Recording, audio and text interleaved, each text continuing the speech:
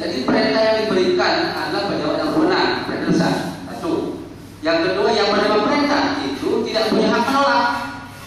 Dua, begitu. Nah, tatkala punya perintah bisa punya hak menolak dan dia tahu lah saat dilakukan dan tidak dilakukan, itu tanggung jawab penerima perintah. Apakah ahli ingin mengatakan demikian? Ya, sejauh misalnya saja dia ada diperintah oleh atasannya, dia punya hak tolak.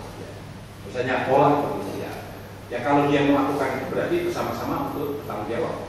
Bersama-sama tanggung jawab. Tapi kalau dia tidak hak menolak, maka tanggung jawabnya adalah yang pemerintah. Ya. Yang pemerintah. Ya, saya kira sudah jelas. Bisa digambarkan apa sih yang sampai sejauh mana mengukur hak tolak itu? Misalnya begini, yang pemerintah punya kewenangan, yang diperintah punya kewenangan kan begitu. Terus yang dijalankan itu adalah perintah yang sudah jelas, yang misalnya ke bansos sudah jelas, misalnya kepala daerah wali kota lah memerintahkan tolong bayarkan sekian gitu kan, bayarkan sekian. Yang diberi perintah tadi juga dia punya kewenangan kan begitu, dan anggarannya ternyata juga ada. Kita berbicara dalam konteks bansos. Nah, bagaimana tadi mengukur mengenai hak tolak itu?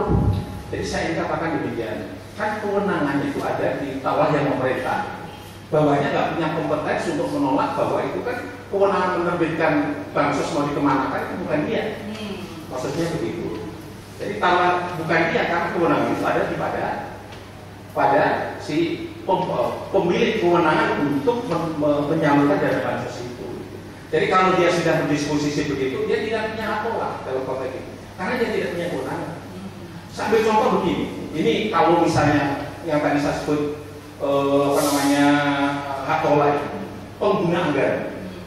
Kalau pengguna anggaran itu menggunakan anggaran, ternyata diintervensi oleh kepala daerah atau sekda.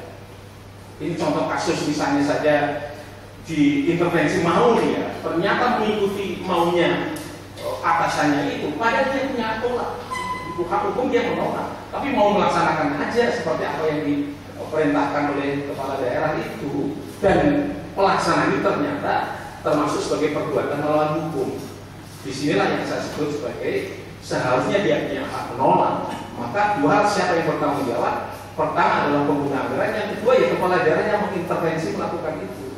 Ya baik, kami sampaikan kepada penasihat hukum, silakan digunakan waktu yang cukup, ya, karena ini sudah sekian. Jadi hal-hal yang perlu ditanyakan barangkali yang sedikit yang agak fokus begitu ya. Ya silakan. Kalau dalam tindak pidana itu bagaimana sih menentukan siapa yang harus bertanggung jawab terhadap satu dugaan tindak pidana? Mau dijelaskan Pak?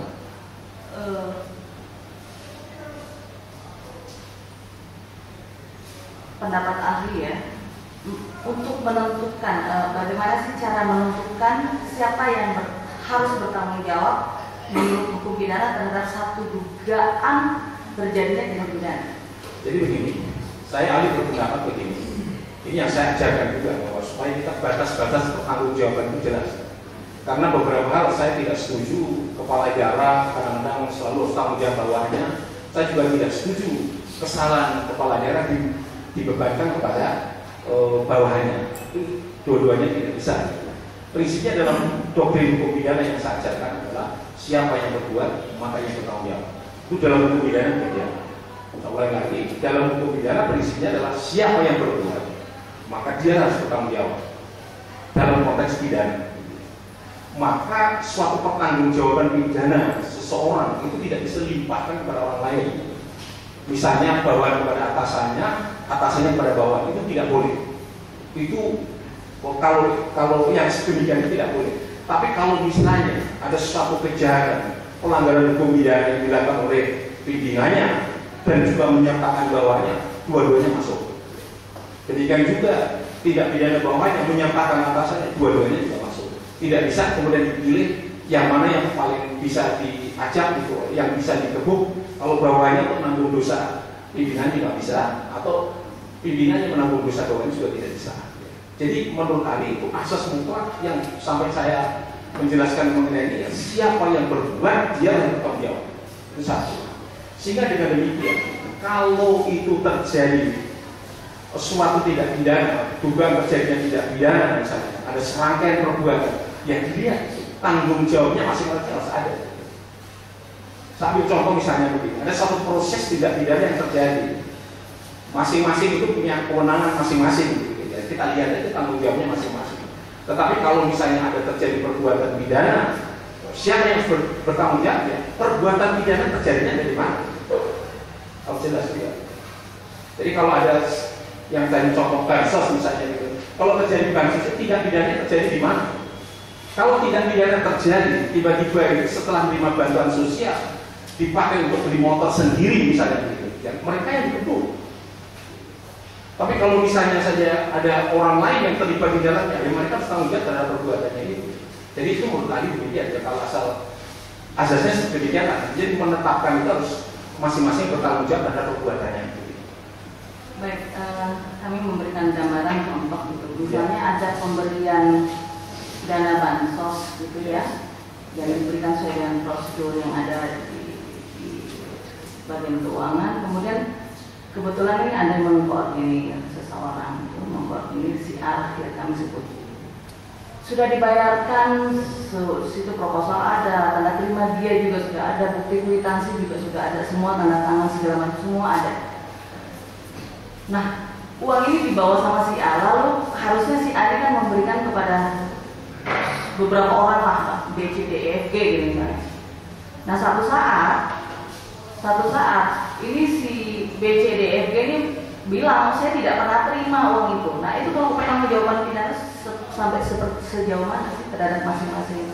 Ini apa dari bagian keuangannya, apa yang si A tadi atau yang lain?